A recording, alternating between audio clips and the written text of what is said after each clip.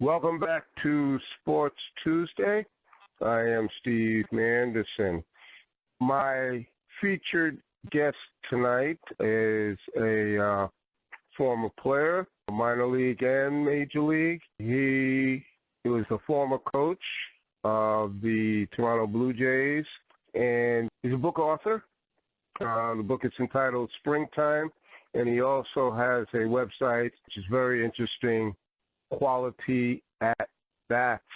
He currently goes around the country mentoring ball players, young and old, and very interesting gentleman. Let me bring on right now Steve Springer. Steve, how are you?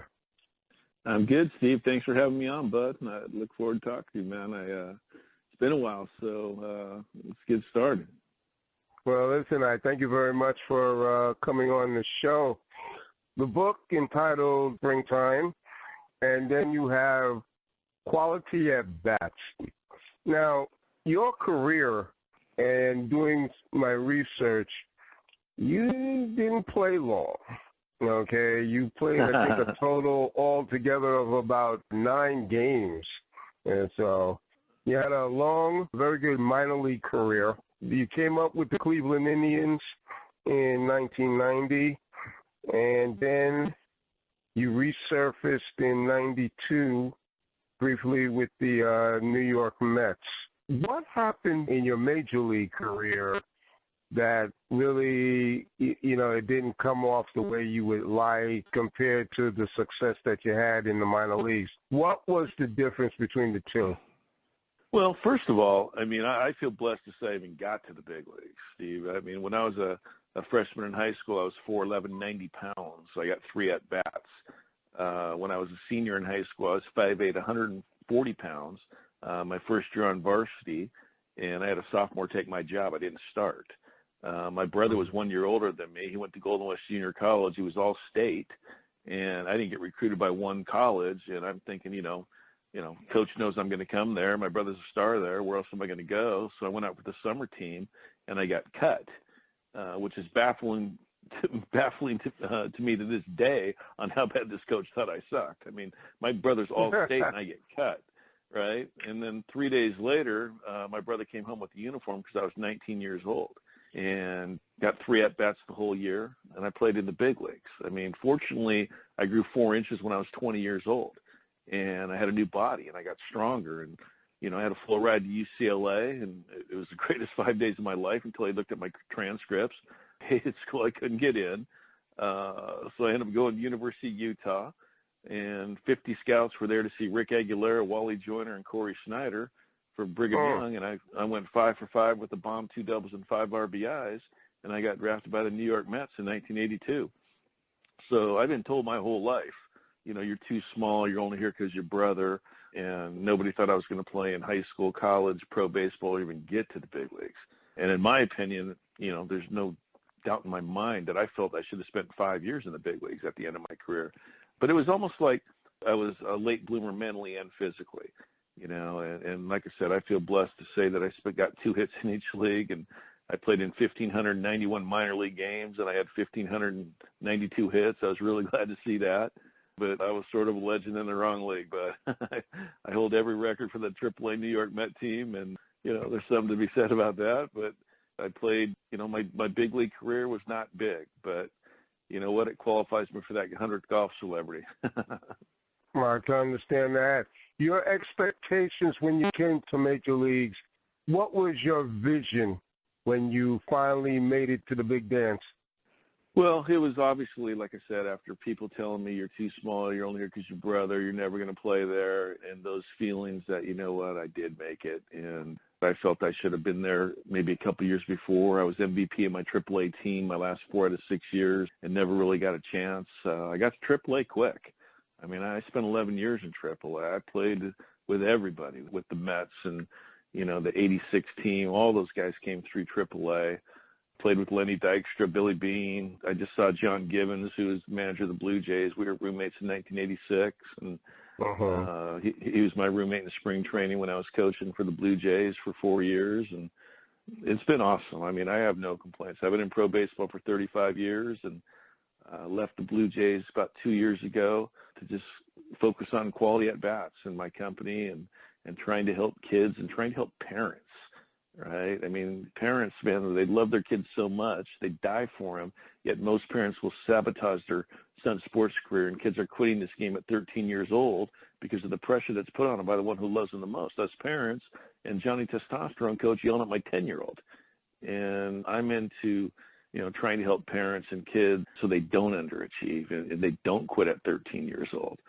I made a CD, DVD that's out there big, and pretty much sells every night. And have an online academy that, we have just over 100 audios and videos in there, all to try and help kids and parents and get their mind right. Now, you mentioned parents, which I thought when I read some of that, I was really thinking about that, and I go back to Little League, and, to this day, a lot of times the subject is about parents and their vision of their kids playing and all like that. So you pretty much hit it on the head when you're analyzing the parents. Let me ask you, when you started out playing baseball, did they feel that you had what it takes to have a good baseball career, or did you get a lot of encouragement from your parents? How did they feel about it? Well, my parents were awesome. My mom was an athlete. She was one of the top 12 bowlers in the country in 1975. My dad was a spaz. I mean, you throw him a ball and he'd be like juggling it. He thinks we got all his athletic ability, but he was awesome, man. I had an older brother and me, and we were on the same team. I was 8 years old. I just don't think it was as intense as it is now, Steve. I think with the money in baseball and scholarships and parents of 10-year-olds, they go into panic mode. Like I try to tell parents, I promise you Vanderbilt's not panicking if your 10-year-old goes 0 for 3 this weekend, but in their mind, it's just like, oh, it's life or death, and the batting average, and what did he hit, and anybody that knows me knows that's like my main vein when I speak. The batting average is the biggest trap in baseball. I hit 3 balls right in the screws right at somebody, and baseball says I suck. I beat the pitcher. The pitcher knows I beat him. Pitcher's mom knows I beat him. My batting average goes down. I feel I failed, and now I get the wrong guy playing. And that's my meat and potatoes. We all got 2 players in us. I got confident A.J. Pollock, who's an absolute star, and I got non-confident A.J. Pollock, who's not very good. And you know what? He doesn't play anymore. So we got to get the right guy playing. There's too many people that yesterday beat him up today, not only in baseball but in life. I believe that if you could get your kid to play every single day, the rest of his life like it's opening day, you're going to have a lot of success, because nobody in the history of baseball has ever walked up to the plate on opening day with no confidence ever. Why? Because there's no yesterday yet, right? See, sometimes we care too much. I tell my players, I mean, you ever go so bad where you say I don't care anymore, and then all of a sudden you start hitting, and then you start hitting, and you start caring again. It's like a vicious cycle. So if you can play an I don't give a crap mode about me, because it's not about you, it's about you helping your team, and you play every game like it's opening day, that's when the real guy shows up. And it doesn't mean you get 3 hits every day. It means you get the right guy playing every single day. And that's part of my spiel right there. Well, that's a good point. But, when you talk about today's youth, even youth back in the day, kids are very fragile emotionally, and especially when, in Little League or whatever, they want to look good in front of their parents, okay? They see mom and dad, sister and brother, they're watching you.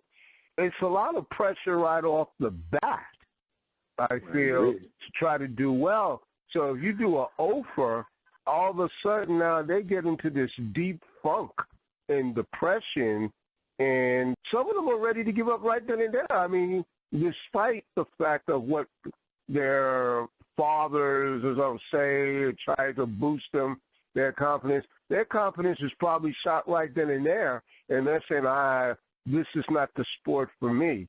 But if you have that attitude, no sport is going to be for you, whether it be football, whether it be basketball, anything. I believe that too many kids are playing this game with tension, anxiety, and pressure instead of calmness, toughness, and focus, having some fun. I shot out a 2-minute video, Steve, on why kids quit at 13, that little story I told you, and in 3 days it got viewed 3.4 million times on why kids quit, because of the pressure that's put on by the one who loves them the most. And some, Johnny Testosterone coach yelling at my 10-year-old. And I believe 12 and under, it should be fun, man. When I coached my 12-year-old team, my son with Rich Amaral, who played 9 years in the big leagues, and his son, we'd put little stickers on the back of their helmet if they had a quality at bat. And there was no crying. It wasn't about getting a hit anymore, right? It was about having a good at bat and having fun. And we won it all. There was no crying. We had the biggest spaz in the league on our team, and if he fouled the ball off, we made him feel like he was Mike Trout. And his parents loved us because nobody's ever built their son up in sports. You couldn't, but we did. And it's got to be fun, man. I just believe that too many kids quit with their little kid body, and they don't get a chance to play with their young man body, even their man body. It's like I said. I mean, baseball is the biggest self-esteem destroying sport in the world. When I can do everything right, and baseball says I suck, and then I do nothing right, and I feel I suck, and now I got somebody yelling at me, that's why they quit. I believe people need to be patted on the butt instead of kicked in the butt more than not.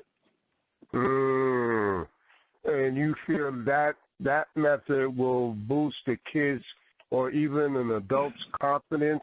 Because I know a lot of major leaguers, a lot of them call them prima donnas. They don't like when the managers or like their coaches and stuff yells at them, or I'm not talking about men. I'm talking about 12U. Yeah, but sometimes men too. Now you got men that are fragile too. Especially the ones that's got like $100 million contract. You know what? I've been in this game for 35 years, and I believe that most major leaguers, they're better competitors than they are players. I think if your compete level ever goes below your ability, you're underachieving. I believe that too many players let their mind get in the way of their ability instead of help their ability. I mean, it's like I said, I mean, with baseball, man, it's such a negative sport. Everybody says, oh, go 3 for 10 and you're a millionaire. Well, how many balls do you think you need a nut just to get 3? I mean, it starts with the 6. It's 9 against 1, and we think we should get a hit every at bat. And I believe that if you could play every day like it's opening day, I tell my guys try to line out 5 times tonight, see if you could do it. And because good hitters line out more. And, because like I said, until there's a hard hit contact title, lining out's going to suck. As soon as they make that like higher than the batting average, like I hit more balls than anybody in baseball, then when you line out and somebody says, way to swing it, you'll say thank you.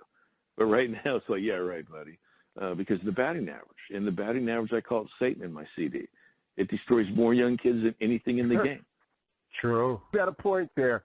In your opinion, are parents very too tough on their kids? Do you feel that they have way too high expectations for their kid? Like they want their kid to try to fulfill their father's dreams of maybe when he was a kid and he couldn't do it. Do you see something like that?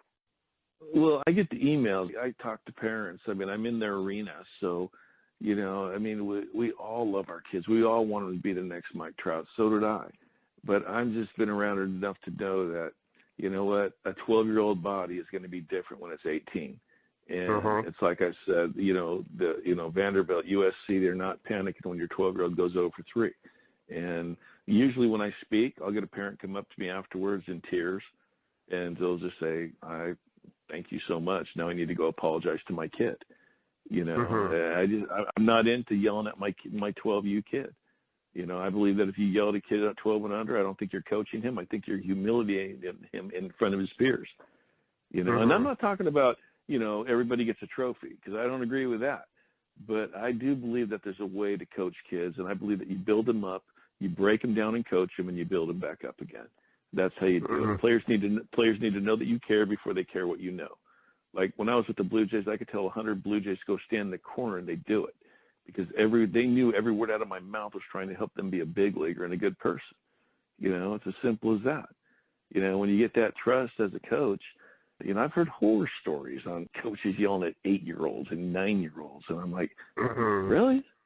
It makes no sense. They Yeah. want ice cream after the game, bro. They're 9.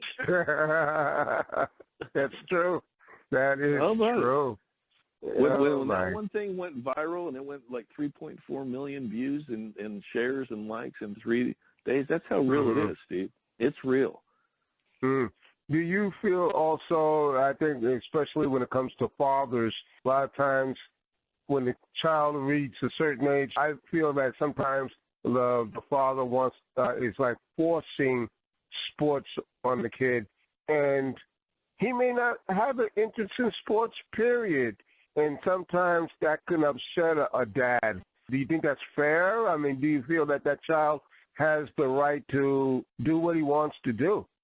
Well, every case is different, obviously. You know, I mean, my son played baseball. He was pretty good when he was 11 and 12. I wanted him to continue to play. My daughter played softball. You know, it wasn't really their passion.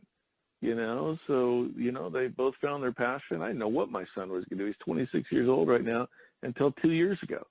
And now he's got a great woodworking business called Mom's Garage, and he puts up distressed wood on walls and reclaimed wood and loves it. It's his passion, and I'm proud of him, you know. I didn't need him to be a big leaguer. Would it be nice? Sure. But I'm more interested in, you know, him liking who he is and what he does. Like in my mind, Steve, I've never had a job. Like, I love my work so much. I mean, my wife is baffled on how I could talk to the dad of a 10-year-old the same way I talk to Nolan Arenado. I mean, it's mind-blowing. And it's just my passion. I love doing it. I love trying to help kids. If we're walking, I live in Huntington Beach, California. We're walking downtown Huntington. I see a kid that I know plays baseball. I'm going to stop. I'm going to talk to him. You know, I'm going to say, buddy, man, you ever heard quality at bats? Oh, yeah.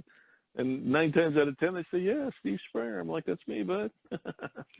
Now, one of the things now we're talking on an adult level, you get a lot of father and son players in Major League Baseball. One of the most famous, Ken Griffey, when he played with the Big Red Machine back in the 70s, and then his son, who just recently became a Hall of Famer, and Ken Griffey Jr. That is one hell of a story where father was very successful, was a World Series champion, and then you have his son who's a Hall of Famer. Now, in a situation like that, the son would just hang around dad during his playing days, like hang out with Ken Griffey. Ken Griffey Jr. was always in the dugout. Absolutely. Or in the locker room. Yeah. Yeah. No. Well, my buddy Rich Amaral, he's got 2 kids playing pro baseball right now. You know, Bo and Daniel just got drafted. They both went to UCLA, and you know, I think there's a little different click when you really like get to play in the big leagues at a young age, and you have kids, and these kids are around it. You know, it's pretty good, man. You develop instincts, you know, when you're watching and you're playing, you know, before the game and stuff. You know, I played with Frank Gonzalez, and his son Marco is a pitcher with the Seattle Mariners now. And him and my son are the same age. Used to hang out when they were 3. You know, so there's definitely something to it when you're around it. And I mean, that's awesome when your son can play in the big leagues. I'm hoping my grandson will play in the big leagues now. Well, you never know. You know, when you got a grandfather like you never know. And I tell you, one of the other famous families is the Boone family. Ray Boone, Bob Boone, and now the current manager of the Yankees, Aaron Boone. Like, I was with the Mariners when Griffey was like a rookie. He was like, you know, first big league camp, and I was like, you know, 31 years old, and, you know, I was in spring training for about a couple of weeks with them. And I was in AAA with him that year, so I got to know him a little bit. You know, Brett Boone was in AA at the time, so that's the best thing about my career, man. I mean, I room with Mike Piazza in winter ball. I room with Cecil Fielder in Colombia, South America. You know, I was in Billy Bean's wedding. You know, the great NBAs. We were roommates in the minor leagues, and you know, it's like I said, man. I have no bitterness towards only getting a couple call-ups in the big leagues. I feel blessed to say I got to the big leagues, but you can't tell me in my mind I couldn't have spent 5 years there. You know, and it's made a career out of it. I feel God put me in AAA for 11 years to do exactly what I'm doing right now. And so, like I said earlier, if I'm talking to the dad of a 10-year-old or Major League All-Star, my message is the same.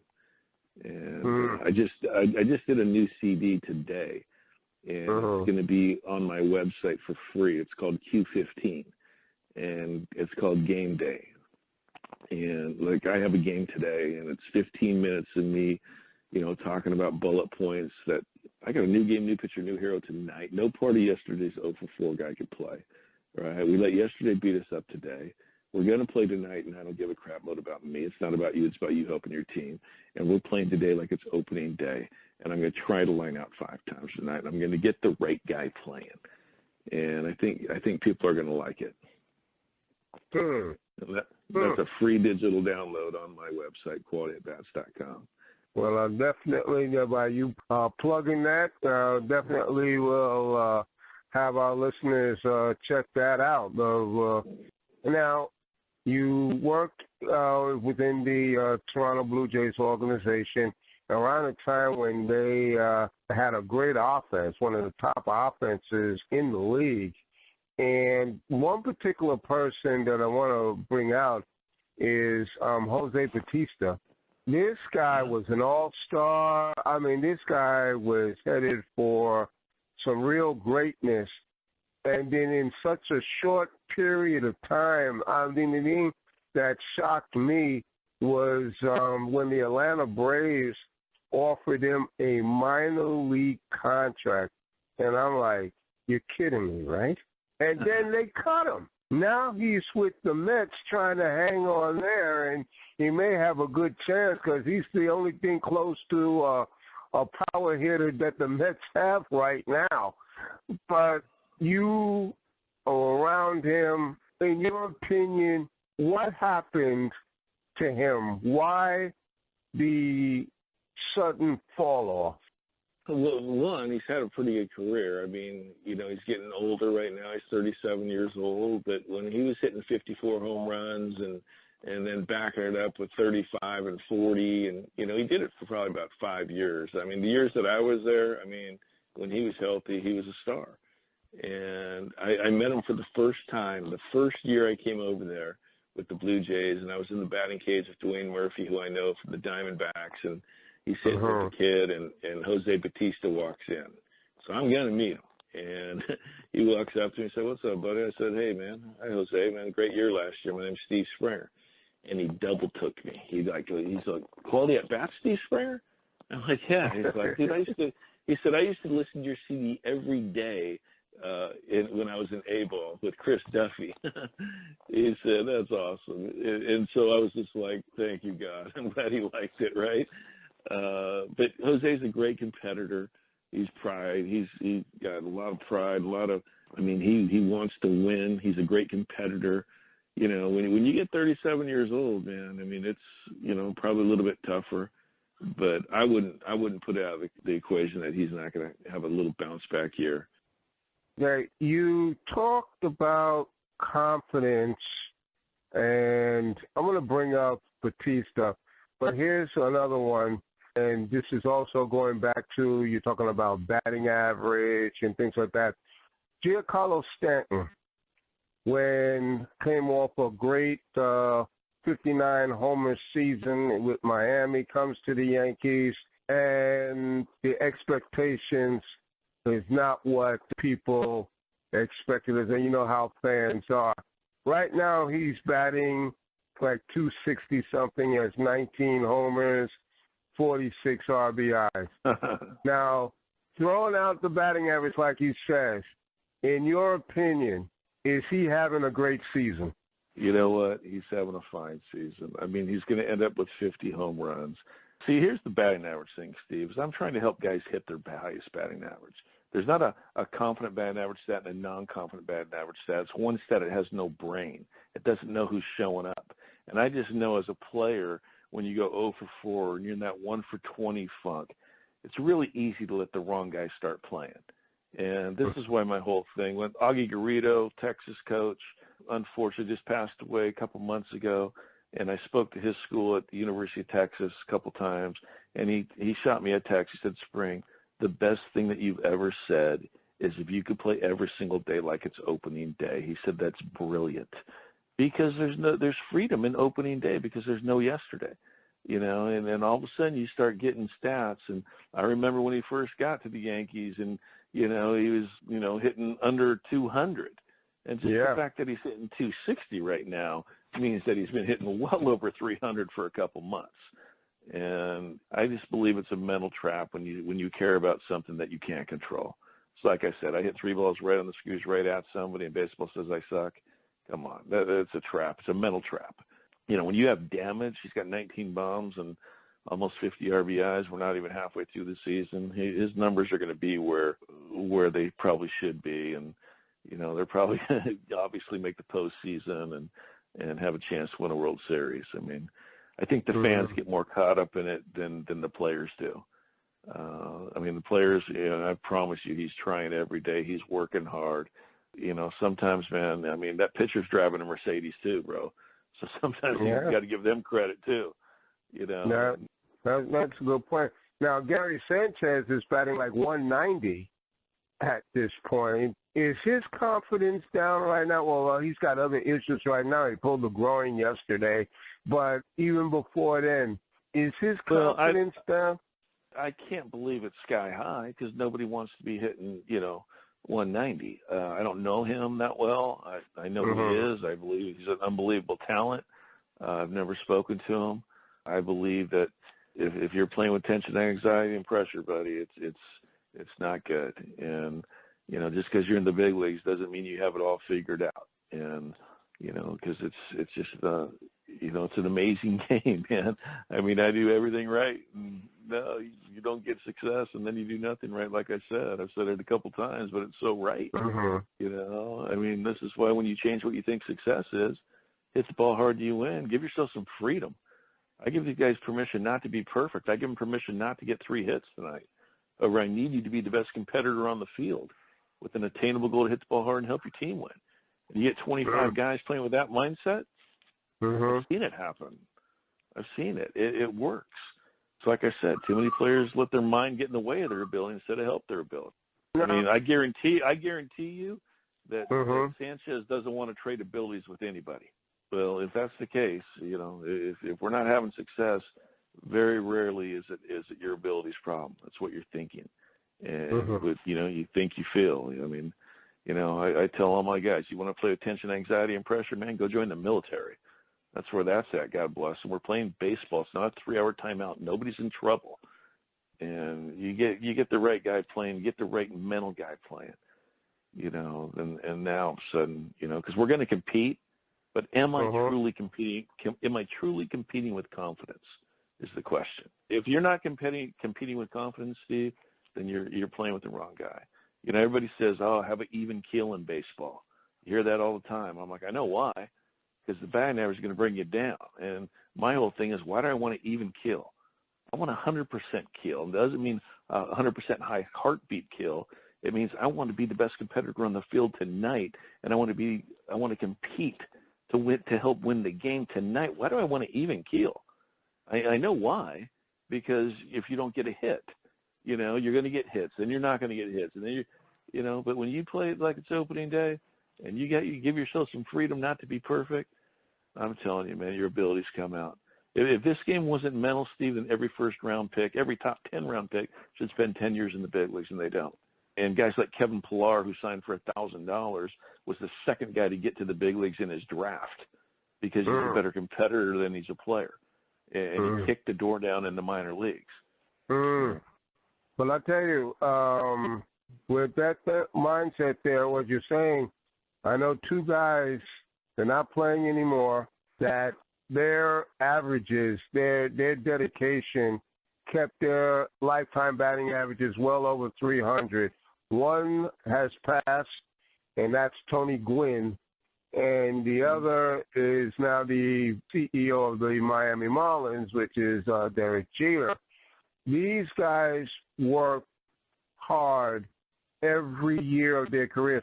Tony Gwynn, you can tell this guy to have a batting average under 300, in his opinion, was totally unheard of.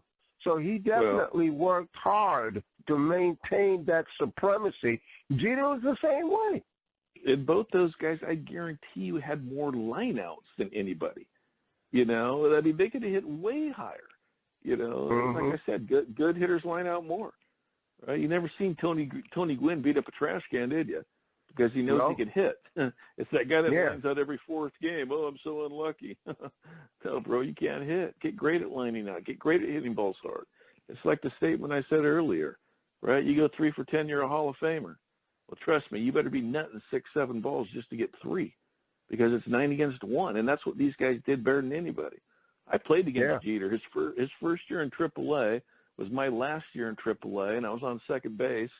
And they made a pitching change, and the shortstop comes over, way to swing it. And I looked at him. I said, "You total package, buddy?" He's like, "What?" I said, "Are you total package? Hit, run, power, speed. You got it all, huh?" And he was as humble as you could be. He's like, "No, but," I said, "I think you are, buddy," and I was right. He had great support from his parents, and especially his father. So it's a perfect example of his father really giving him that encouragement. And Jeter was always a determined ball player anyway. He never gave up. He's never down on himself, and it showed in his performance. Every interview you ever saw him, he was always about winning the game and winning for his team, everyone. And so he played with the right guy. Non-confident Derek Jeter never played, because he was always competing. He was always about helping his team. And when you get that mindset, I mean, how come when we go, and I'm talking about defense too, how come when you go 0 for 3 and you make a great play in the outfield to save 3 runs with an absolute web gem, that's not considered 1 for 4 with 3 RBIs? Nobody talks about that, Well, yeah. How many times after a game, hey, how many great plays did you make? No, it's all how many hits did you get? It's always about the batting average. It's always about offense. And, I mean, this is why Kevin Pillar got his third chance to be a Blue Jay, because his first 2 years he hit under 200, his first 2 call-ups. But because he's such a great defender, it gave his bat a little extra time to catch up. And that's what kids don't realize, man. They always hitting. Buddy, learn how to play some defense, and you're going to have a chance to play a long time. Yes, your all-around game has to be there. You're not going to have a good day at the plate, but you got to be able to turn the double play. You got to be able to stop a run from stop a hit from going down the left field line or the right field line. You have to be the total package. And a lot of times, though, another form of a lack of confidence, you just get called up from the minors, and some of these managers don't have the patience, or even some of these GMs. I know a perfect example was Steinbrenner. He, back in the day, if you didn't perform immediately coming from AAA, you got sent back down within a couple of weeks. Yeah. And sometimes never to be resurfaced again. Now, that can really screw on somebody's mind. Yeah, and you know what, and this is what I tell my guys, man. I mean, I got a bunch of guys in the minor leagues that call me, and I believe that they have a chance to play in the big leagues, and you just don't know who's at the game, man. And this is why you play hard every day. You run hard. You take good batting practice, take good infields. You just don't know. I got to the big leagues my 9th year in AAA. And I shot a tweet the other day. If you're 24, 25, 26 in the minor leagues, got some bad news for you, bro. You're probably not going to be a Hall of Famer. But don't tell me you can't get 5, 6, 7 years in the big leagues. Not everybody that signed in the draft, Steve, about a month ago, a couple of weeks ago, they think they're the next Mike Trout. They think they're going to be in the big leagues at 21. And Mike Trout's a freak, right? Yeah, he is. Yeah, it's okay to be a 24, 25, 26-year-old big leaguer and get your 8 to 10, 12 years in. We all want to put everybody in a microwave instead of an oven. We want to make it just go boom and get them there. And I believe that you do a kid a disservice if you rush into the big leagues without, at least 1,500 to 2,000 at-bats. Yeah. In the minor leagues. And sometimes, too, the biggest mistakes with certain organizations is that you're that desperate. Let's say I'll bring up the Mets, the way they're going right now. They're bringing up kids from AA, and I don't think they're ready. Yeah. Plain and simple. And it shouldn't be. You know what? I mean, a lot of teams just have their pool, what they come to. I haven't scouted the Mets in a while, so I don't really know too much about them. But you know, the game's getting younger, that's for sure. You know, the years of guys getting that. You know, when you're 32 years old and getting a 6-year contract, those days are over. Because you know, we're going to the younger players, and younger players are good. I mean, you know, in college, college players. You know, they're 21 and 22, and they come out, and, you know, they get there a little bit quicker. You know, college baseball's good right now. I think, too, also, they're not focused on the real fundamentals of baseball, what they call, you know, just small ball. Manufacturing runs the old-fashioned way. Get a single, steal a base, steal second, steal third, put yourself in the position to score on a hit. Now everything is focused on the homer, on the home run. It's fine when you're in a groove. When you're not in a groove, it does not look good offensively for the whole team. Yeah. Well, I mean, that's, you know, where we're going now with the home run, the launch angle, and, you know, and now we got travel baseball. I believe travel baseball is good if it's done the right way. I believe showcases. I think that they could be really, really sketchy because everybody wants to show off their skills and they forget how to play the game. You know, how to do it with instincts and, you know, I throw hard. I could hit good BP. You know, when I was scouting with the Diamondbacks, man, I wanted baseball players. I wanted guys with instincts, you know, that know how to play both sides of the ball. I think sometimes we get away from that, like you were talking about. Yeah, I truly believe that. Now, as a scout and everything, when you look at a ball player, and the first thing that comes to mind to you is their mental approach to the game, is that basically what you look for right off the bat? Well, when I'm scouting, I mean, obviously, if I'm amateur scouting, you're looking for a body, you know, you're looking for projection. I like looking on how a guy handles failure. You know, we're all good when we have success. I want to see what this guy does when he's 1 for 20 or he has a 0 for 5 game. You know, does he go into pout mode? You know, I believe that if you know, I tell my guys, I don't care if you get mad, just don't pout. Because I'm not saying you're soft, bro, but it sure does look soft. You know, and I always talk about baseball being about calmness, toughness, and focus. And I believe that the number one thing you have to be a big leaguer is you better be tough. It's like I said, when I can do everything right, baseball says I suck, man, you better be tough. Yeah. You better be resilient. I'll tell you, when I think of tough, I think of Paul O'Neill.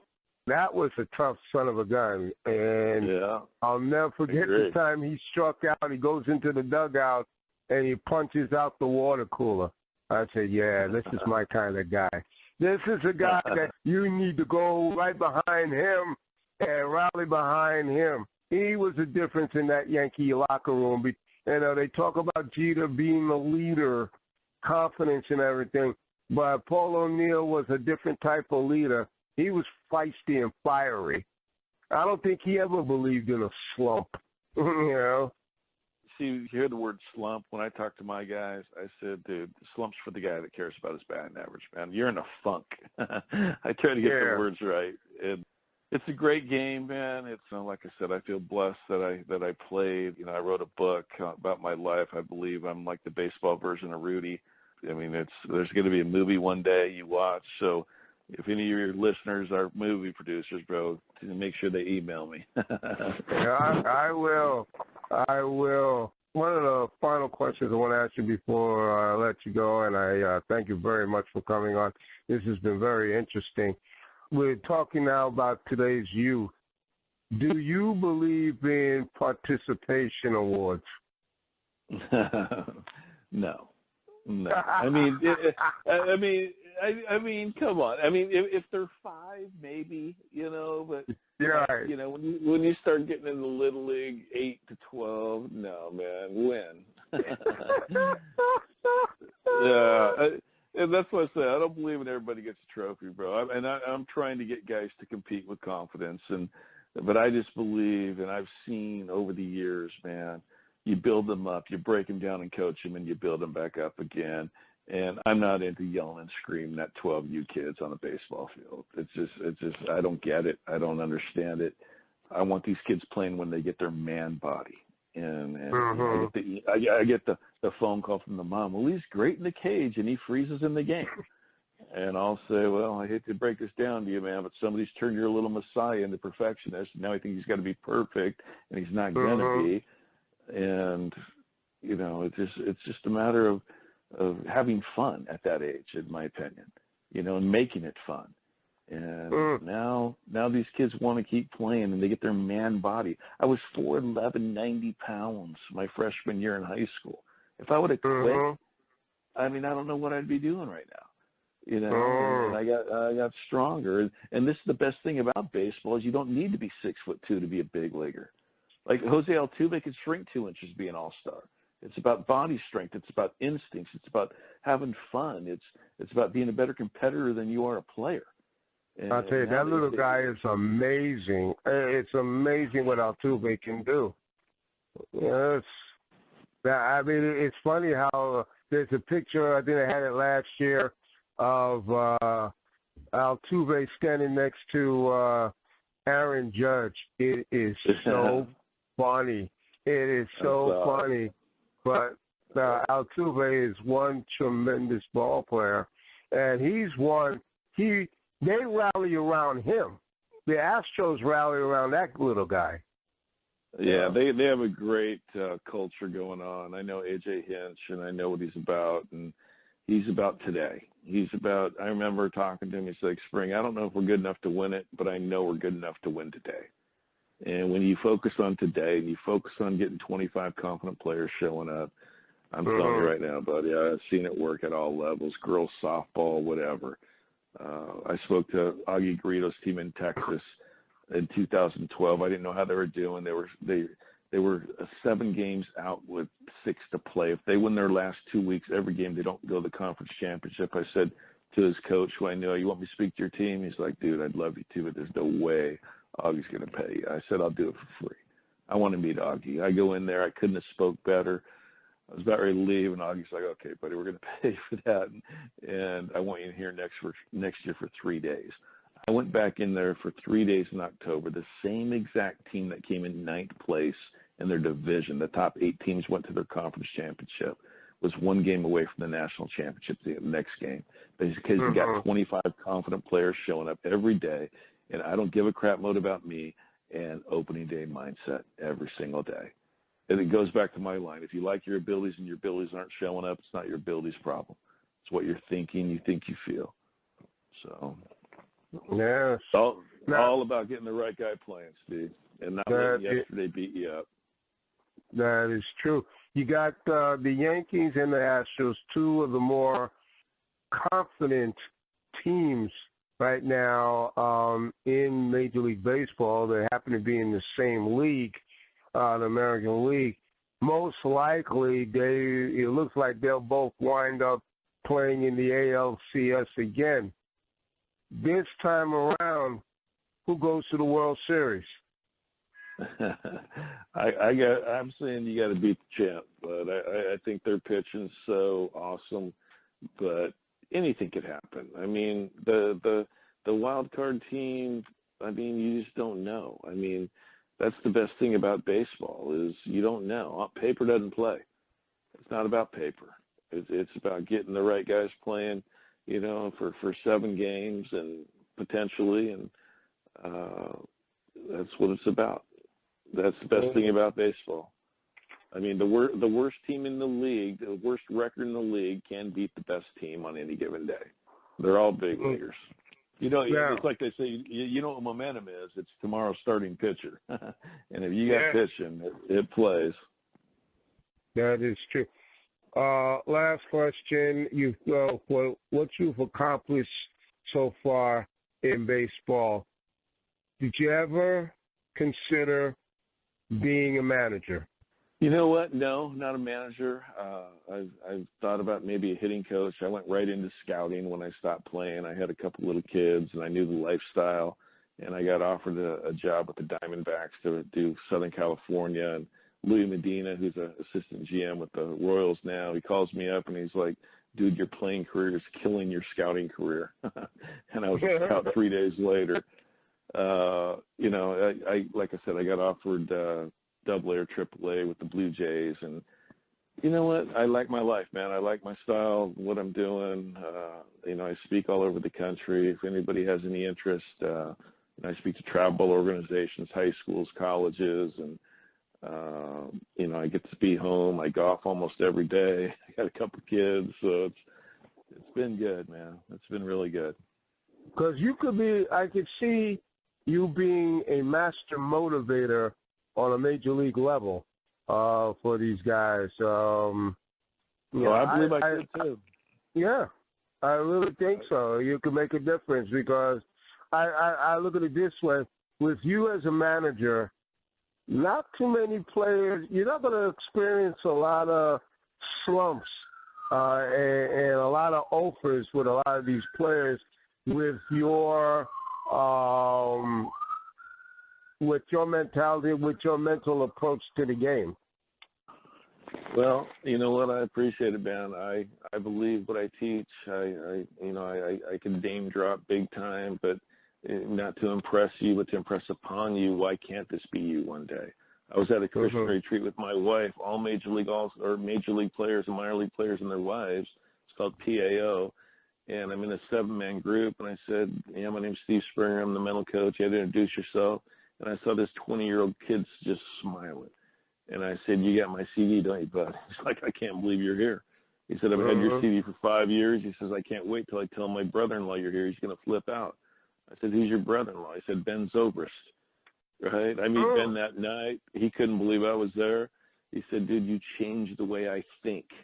He got my CD, DVD when he was 25 years old in Double-A, and 2 years later he was a Major League All-Star. He didn't get better physically. He got better mentally. Right? And this is the whole thing. This is all about – I used to think that baseball was about the mind, the approach, and mechanics, all three important in that order. I changed it. I think it's about the approach, the mind, and mechanics. So I don't care how confident you are, and I don't care how good your mechanics are. If your approach sucks, you're going to lose your confidence, and your mechanics are going to break down. So I'm a huge believer, Stephen, to sitting on speeds and not trying to hit 94 and 79 at the same time. Like Clint Hurdle's one of my mentors. He was my coach and my teammate, and he said it's really, really hard hitting 94 and 79 at the same time. See, this is what I think people do, is I think they're looking for everything and they're not ready for anything. If I told you here comes the fastball 100%, you can't put a good swing on it, then go play soccer. Right? You got to be able to do that. But I'm seeing sometimes it's okay to sit off speed. It's like one of my analogies. How come we could all hit the breaking ball machine in the cage and it turns invisible during the game? Because they know what's coming in the cage. And now they got all these percentages on what he throws here and certain counts and spin rates and all this. Yeah, and you tell me what's coming, I guarantee you I would have been a big leaguer. And I just believe that too many hitters look for everything. They're not ready for anything. And when you're sitting on a fastball and you get a fastball, it's called harder BP. I say you want to make hitting harder than it is, try and hit the fastball, curveball, slider, change up, all at the same time. Can't do it. It's hard. You know, one, it might be 97 at your head, and two, it might be a slider in the dirt. And now I'm going to try and hit all speeds. I believe hitting is controlled violence. I believe hitting slow feet, fast hands, quiet head, taking a controlled violent swing on the inside part of the speed I'm looking for. And if you can't drive it, don't swing. It's like my blackjack analogy. I told this to Mark Trumbo once. He said it's your best analogy ever. I said too many hitters hit like they got 16 on them, like they're gonna bust, like they're gonna strike out. I said, bro, we're splitting aces here. I don't have to swing, and it made so much sense to him. But I nothing pissed me off more when I would be sitting fastball I'd cheat because I got to a little bit. It's coming in at 96. I'd recognize breaking ball, and I'd just put it in play and ground out. And now I'm pissed off, run down the line. Right? I'm in control in that batter's box until I get 2 strikes, man. And I'm not going to try and hit a breaking ball unless I'm looking for it till 2 strikes. And on that note, we are out of time, but this was fantastic. The book entitled Springtime, the website qualityatbats.com, and now where can they get the free DVD? Yep, go to qualityatbats.com, and it'll be in there. I just made the CD today, and I think people are going to like it. It's a lot how I talk. It's like I'm a walking CD, Steve. I mean, that's all I talk about in baseball and getting the right guy playing, and I got a lot of good little nuggets in there to help kids not underachieve. See, there's no such thing as an overachiever in the big leagues. Dustin Pedroia is not an overachiever. He's really good. But you know how many underachievers there are? Guys that should have been in the big leagues, but they didn't because they let their mind get in the way of their ability. And this is my whole thing with this new CD. And obviously it's got to try and get people back to the website and get my real CD, DVD, and my book and get in my online academy. I have a mentoring program where I get kids that call me whenever they want to call me. Tick expensive. The dads that have done it, they love it. But it's been awesome, man. I appreciate you having me on, Bud. Great finally you are this welcome done. You are welcome on Sports Tuesday anytime. I love it, buddy. Well, let's do it again during the World Series when your Astros or your Yankees are playing the Astros. Yeah, definitely. That would be a great storyline too. So it'll be great. So, all right. So bud. listen, you take care and God bless. Thank you, man. God bless you. Bye-bye. All right now.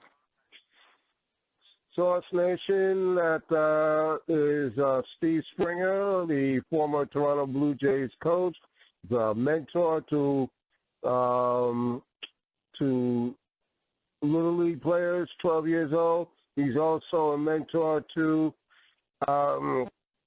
Major League players as well, and he tells us straight about confidence in ball players, and batting average doesn't really mean a thing. It's all about, like he says, quality at bats. All right, that is great. Well, that is it for me. And until next week, as I always say, be good and be safe. Take care, everybody.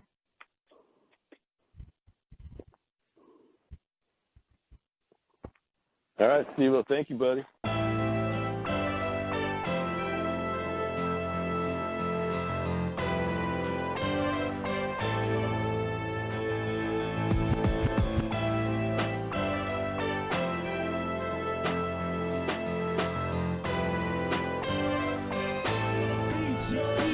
Get at me for beats, y'all.